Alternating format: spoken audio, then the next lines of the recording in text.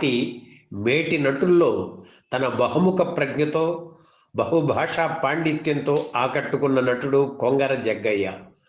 ఆయన పేరు చెప్పగానే మొదట గుర్తుకు వచ్చేది ఆయన కంచు కంఠమే. ఎంతటి సుదీర్ఘమైన సమాసాలనైనా అలవోకగా చెప్పగల నేర్పు ఓర్పు కొంగర జగ్గయ్య సొంతం. చిత్ర పరిశ్రమలోకి అడుగు పెట్టక ముందే తన ప్రతిభను ప్రదర్శించుకోవడం కోసమా అన్నట్లు జగ్గయ్య బహుకృత వేషం కట్టారు. పాత్రికేయ వృత్తిలో రాణించారు. రేడియోలో వార్తలు చదివారు. గంభీరమైన కంఠంతో అభినయ సామర్థ్యంతో తెలుగు చిత్ర పరిశ్రమలో తనకంటూ ఓ విశిష్ట స్థానాన్ని ఏర్పరచుకున్న నటుడు కొంగర జగ్గయ్య. కథానాయక త్రయంలో ఒకరిగా ఎన్టీఆర్, ఏఎన్ఆర్ తరువాత ఎన్నదగిన నటుడిగా పేరు తెచ్చుకున్న జగ్గయ్యను ఎరిగిన వారంతా బహుముఖ ప్రజ్ఞాశాలి అని కీర్తిస్తారు. విద్యావేత్తగా, కవిగా, చిత్రకారుడిగా, నటుడిగా, డబ్బింగ్ ఆర్టిస్టుగా ఇలా తన ప్రతిభను బహుముఖాలుగా విస్తరించిన ఈ ప్రతిభాశాలి జీవిత విశేషాలు ఈ వీడియోలో చూద్దాం.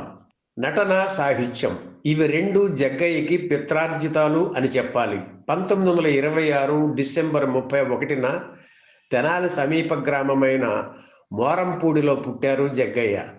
ఆయన తండ్రి కొంగర సీతారామయ్య తెనాలిలో సీతారామ విలాస సభ నిర్వహిస్తూ తద్వారా ఆంధ్ర నాటక కళ విస్తరించడానికి పునాదులు వేశారు. ఆయనకి నాటక సమాజంతో పాటు థియేటర్ కూడా ఉండడంతో హేమాహేమీలు ప్రదర్శించే నాటకాలను చిన్న వయసులోనే చూసే అవకాశం జగ్గయ్యకి కలిగింది. ఒక్కడే కొడుకు కావడంతో చాలా గారాబంగా పెరిగారు. ఇంటి నిండా పురాణ గ్రంథాలు, కావ్యాలు, ప్రబంధాలు ఉండడంతో కాలక్షేపం కోసం వాటిని చదవడం ప్రారంభించిన జగ్గయ్య ఇక వాటిని వదలలేకపోయారు. చదివిన సాహిత్య ప్రభావంతో 11వ ఏట తొలిసారిగా పద్యం రాశారు. అలాగే 12వ ఏట తొలిసారి ముఖానికి రంగు వేసుకుని దుగ్గిరాల స్కూలులో లవకుశ హిందీ నాటకంలో నటించారు. అందరూ మెచ్చుకోవడంతో హిందీ, ఇంగ్లీష్, తెలుగు నాటకాలు ప్రదర్శించేవారు. జగ్గయ్య మంచి చిత్రకారుడు కూడా. చిన్నతనంలోనే బొమ్మలు వేసేవారు. వాళ్ళ డ్రాయింగ్ స్కూల్ మాస్టర్ ప్రోత్సాహంతో జిల్లా ఆర్ట్ ఎగ్జిబిషన్లో పాల్గొని బహుమతి గెలుచుకున్నారు. చాలా కాలం పెయింటింగ్స్ వేశారు. కానీ ఆ తర్వాత ఆసక్తి సన్నగిల్లి బొమ్మలకు దూరం అయ్యారు జగ్గయ్య. 1942లో గుంటూరు ఆంధ్ర క్రిస్టియన్ కాలేజీలో ఇంటర్మీడియట్లో చేరారు. ఆ 2 సంవత్సరాలు నాటకాలను పక్కన పెట్టి సాహిత్య కృషి చేశారు. 1944లో అభ్యుదయ రచయితల సంఘం గుంటూరు శాఖకు కార్యదర్శి అయ్యారు. ఆ రోజుల్లోనే గుంటూరు నుంచి శోభ అనే రాతపత్రికను తన సంపాదకత్వంలో నడిపారు. ఇంటర్ పూర్తి కాగానే దేశాభిమాని దినపత్రికలలో సహాయ సంపాదకుడిగా చేరారు జగ్గయ్య. ఏడాది పాటు అక్కడే పనిచేసి మళ్ళీ BAలో చేరారు. అప్పుడు అదే కాలేజీలో ఎన్టీఆర్ కూడా చేరడంతో ఇద్దరి మధ్య స్నేహం ఏర్పడింది. తర్వాతి కాలంలో వాహిని స్టూడియోలో సౌండ్ ఇంజనీర్గా పనిచేసిన వల్లభాజేషులు శివరాం అప్పుడు వీరి కాలేజీలో ఫిజిక్స్ శాఖలో పనిచేస్తుండేవారు. వీరంతా కలిసి నాటకాలు ఆడేవారు. BA పూర్తయిన తర్వాత దుగ్గిరాల హై స్కూల్లో హిస్టరీ అసిస్టెంట్గా ఓ ఏడాది పాటు ఉద్యోగం చేశారు. ఆ తర్వాత విజయవాడలో ఎన్టీఆర్ మళ్ళీ కలిశారు. ఎన్టీఆర్ ఏర్పాటు చేసిన నేషనల్ ఆర్ట్ థియేటర్లో జగ్గయ్య కూడా చేరారు. అంతా కలిసి నాటకాలు ప్రదర్శిస్తుండేవారు. 1948లో ఎన్టీఆర్, జగ్గయ్య తదితరులు ఆంధ్ర నాటక కళా పరిషత్ నాటిక పోటీల్లో చేసిన పాపం నాటిక ప్రదర్శించి ప్రథమ బహుమతి పొందారు. ఈ పరిషత్తులోనే తెలంగాణ పేరుతో ఏకపాత్రాభినయం చేసి ఉత్తమ నటుడిగా బహుమతి అందుకున్నారు జగ్గయ్య. 1948లోనే ఢిల్లీ ఆల్ ఇండియా రేడియోలో ఆయనకు ఉద్యోగం వచ్చింది. Language sub editor, news reader ఉద్యోగం అది. మంచి అవకాశం, వదులుకోవద్దు అని శ్రేయోభిలాషులు చెప్పడంతో చలో ఢిల్లీ అనుకొని బయలుదేరారు. ఆల్ ఇండియా రేడియో తెలుగులో వార్తలు చదువుతున్నది కొంగర జగ్గయ్య అని గంభీరమైన స్వరంతో ఆయన వార్తలు చదువుతుంటే జనం రేడియో చుట్టూ చేరేవారు. ఢిల్లీ వెళ్ళినా నాటకాలకు దూరం కాలేదు. ఎక్కువగా ఇంగ్లీష్ నాటకాలు ప్రదర్శించేవారు.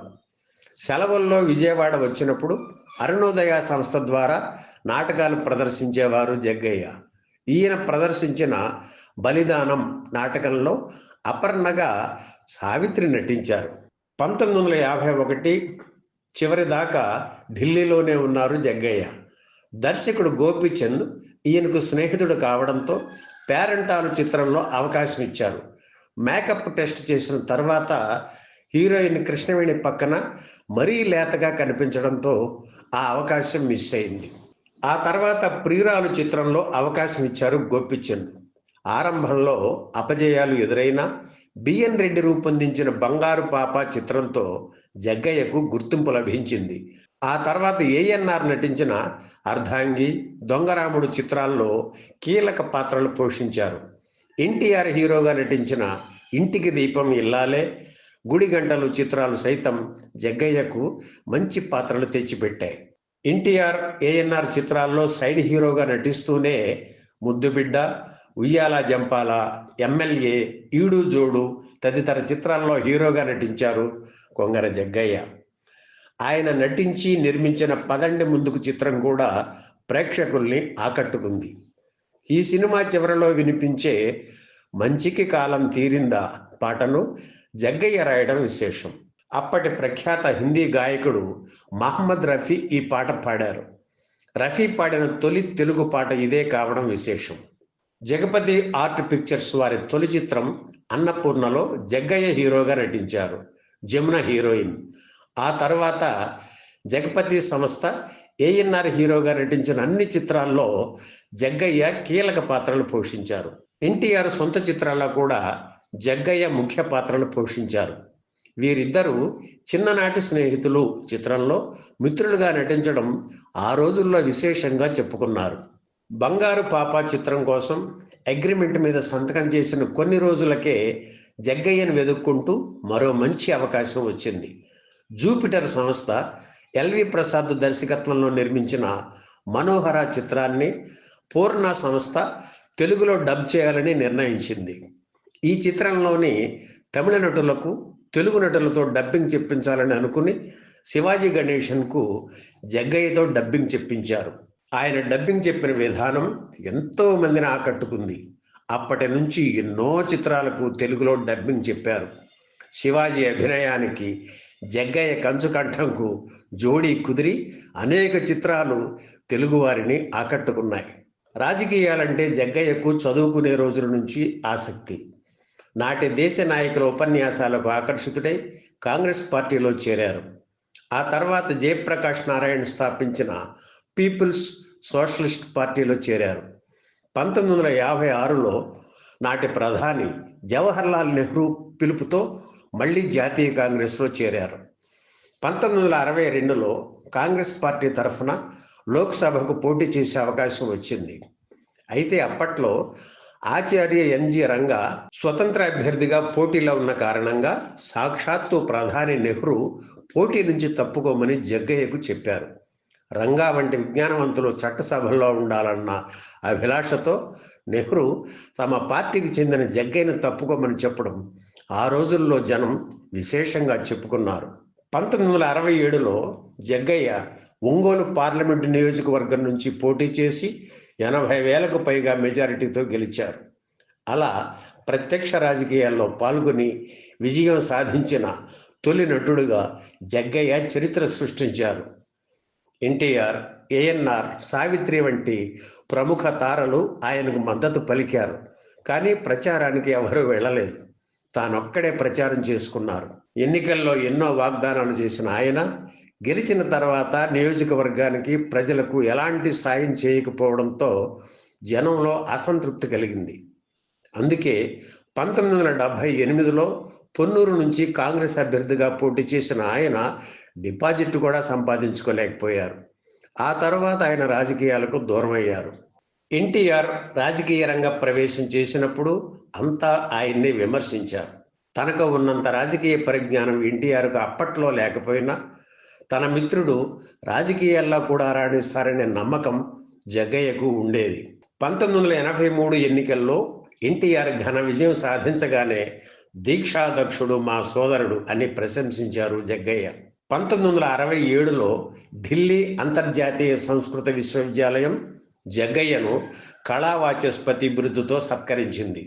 1991లో తెలుగు విశ్వవిద్యాలయం డాక్టరేట్ ప్రదానం చేసింది. 1992లో పద్మభూషణ్ పురస్కారం పొందారు.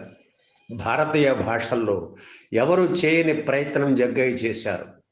రాజకీయాల్లో విశేష అనుభవం కలిగిన ఆయన రాజకీయ విజ్ఞాన కోశం పేరుతో పుస్తకం రాశారు. జగ్గయ్యకు 2 కొడుకులు, 2 కూతుళ్ళు. వాళ్ళు ఎవరు చిత్ర పరిశ్రమలో లేరు. ఆయనకు 3 మనవళ్ళు. వారికి కూడా సినిమాలంటే ఆసక్తి లేకపోవడంతో చిత్ర పరిశ్రమకు దూరంగా ఉన్నారు. ఈ వీడియో మీకు నచ్చితే లైక్ చేయండి, షేర్ చేయండి, వెంటనే సబ్స్క్రైబ్ కూడా చేయండి.